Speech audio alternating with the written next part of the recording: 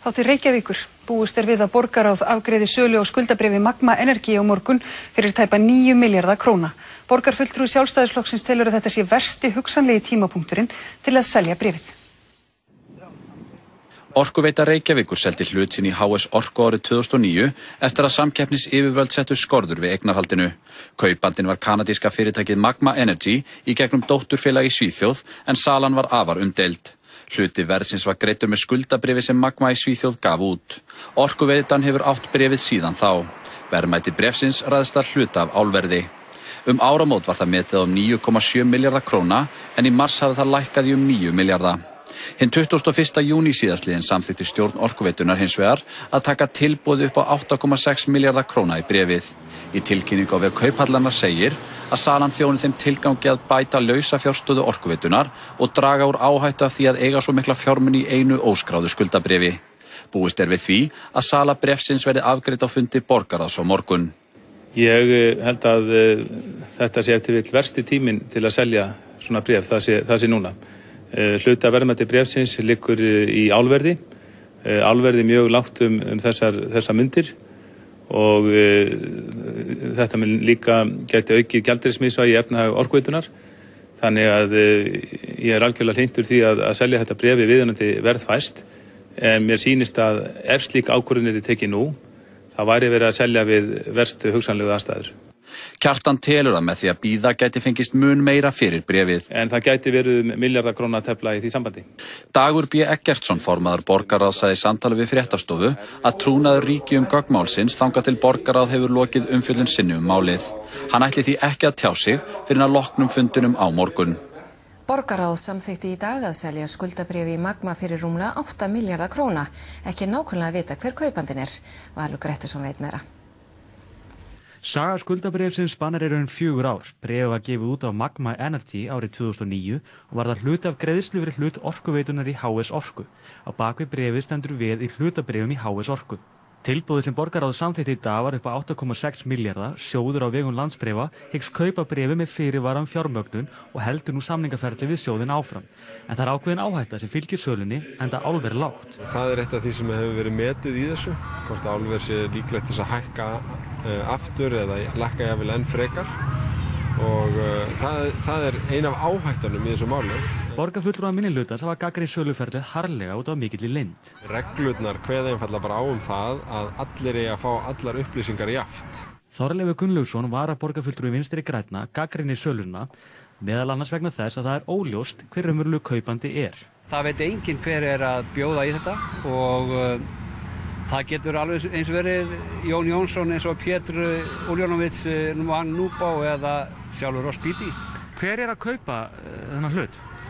Það er Landsbréf sem að leggur fram þetta tilboð með fyrirvarum fjármögnun.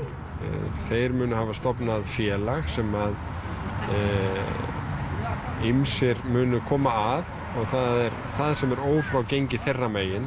Og þess vegna er þessu máli ekki lokið, heldur var borgarráð bara að veita Orkuveitunni heimild til þess að halda ferlinu áfram. Meirihluti borgarráðs staðfesti í dag ákvörðun stjórnar Orkuveitunar að selja skuldabréf Magma Energy fyrir 8,6 milljarða króna. Skuldabréfið var gefið út fyrir 4 árum þegar Magma keypti hlut Orkuveitunar í HS Orku. Borgarráð fjallaði málið á fundi sínum í dag. Aðrir eigendur Orkuveitunar hafa þegar staðfest ákvörðun stjórnar fyrirtækisins að taka þessu tilboði sem barst í síðasta mánuði. Við lítum á þetta sem mjög mikilvægt skref í endurreisn Orkuveitunar að losa þetta fé. Sem skipti máli hvað varðar lausafjárstöðu fyrirtækisins sem batnar verulega verði að þessum viðskiptum. Orkuveitan fengi þannig rúma 5 milljarða króna í haust og 3,5 milljarð eftir 3 ár. En málið er ekki svona einfalt. Skuldabréfið var gefið út þegar Magma keypti hlutabréf Orkuveitunar í HS Orku og þau hlutabréf voru sett sem veð. Er ekki nokkuð ljóst að svona undirliggjandi þátturinn í þessu var ótti Orkuveitunar við að sitja uppi með bréf í fyrirtæki sem það má ekki eiga og þurfa því að selja þau í rauninni þvingað? Það eru þetta staða sem gæti komið upp En það ekki það eina sem skiptir máli. Ef ekki hefði fengist ásættanlegt verð, þá hefði ekki verið skynsamlegt að taka þessu tilboði. Fulltrúar minnihlutans í borgarráði lögðust gegn því í dag að selja skuldabréfið. Sjálfstæðismenn vegna þess að tímasetningin væri ekki hagstæð. Fulltrúi Vinstri grænna vegna þess að máli væri vanbúið og hefði ekki fengið opinbera umræðu. Tilboðið kom frá Landsbréfum með fyrirvara fjármögnun og ekki ljóst hverjir eignast skuldabréfið á endanum. Hins vegar ekki talið ólíklegt að lífeyrissjóði standi á bakvið tilboðið, rétt eins og þegar Reykjanesbær seldi í fyrra sitt skuldabréf frá Magma sem gefið var út vegna sölu á hlut í HS Orku. Orkuveitan ætti alls ekki að selja skuldabréf Magma nema vitað sé hver kaupir það, segir borgarfulltrúi Vinstri grænna. Hann lýsti sig í dag mótfallin sölunni þegar hún var samþykkt í borgarráði. Það voru 3 af 7 fulltrúum í borgarráði sem greiddu atkvæði gegn því að Orkuveitan fengi að selja skuldabréf sem Magma Energy gaf út þegar Orkuveitan seldi Magma hlut sinn í HS Orku. Tilboðið sem liggur fyrir nú og Orkuveitan má taka hljóðar upp á 8,6 milljarða króna. Ég mótmælti bara öllum málatilbúnaði. Þessari miklu leynd sem að hvíldi við málinu, þessari ákveð í formanni borgarráðs og forystumönnum Orkuveitunar að það mætti ekkit vitnast tilboðið fyrir að vera búið að afgreiða það. Almannahagsmunir krefjist þess að opin og upplýst umræða fari fram, segir Þorleifur. Óvissan kaupendur að skuldabréfinu svo önnur ástæða til að staldra við, segir hann. Við sáum það á skráningu fyrir 3 dögum að þar voru